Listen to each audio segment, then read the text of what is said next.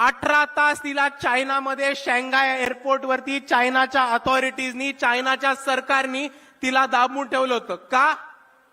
कारण ती अरुणाचल प्रदेशची होती आणि भारताचा पासपोर्ट वापरत होती. आणि चायनाने म्हटलं की आम्ही अरुणाचल प्रदेशला भारताचा भाग नाही मानत आणि अरुणाचल प्रदेशच्या लोकांना भारताचा पासपोर्ट दिलेला चायनाला चालत नाही. ही वस्तुस्थिती समजून घ्या. 1 महिन्यापूर्वी भारताचे माजी सरन्यायाधीश भूषण गवई यांचे पुतळे जाळण्यात आले आणि यांच्या पुतळ्यांना चपला मारण्यात आल्या. हे कुठे घडलं? तर न्यूयॉर्कच्या टाइम स्क्वेअर मध्ये घडलं. आणि आपण या दोन्ही घटनांचा अभ्यास करा मित्रांनो.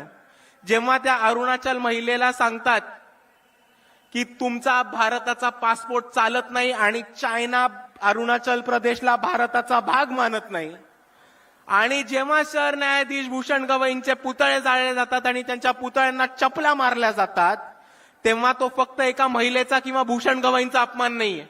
तो एका आदिवासी महिलेचा आणि एका दलित माणसाचा अपमान नाहीये, तर तो भारताच्या न्यायव्यवस्थेचा अपमान आहे. तो भारताच्या संविधानाचा अपमान आहे आणि तो भारताच्या संविधानाचा आणि सॉव्हर्निटीचा आणि स्वातंत्र्याचा अपमान आहे. आणि हा अपमान आपण सहन करणार नाही होत, हे समजून घ्या मित्रांनो. पण हेच बोलत असताना दुसऱ्या बाजूला एक गोष्ट समजून घ्या की इकडे नरेंद्र मोदी स्वतःला 56 इंची छाती असलेलं म्हणतात.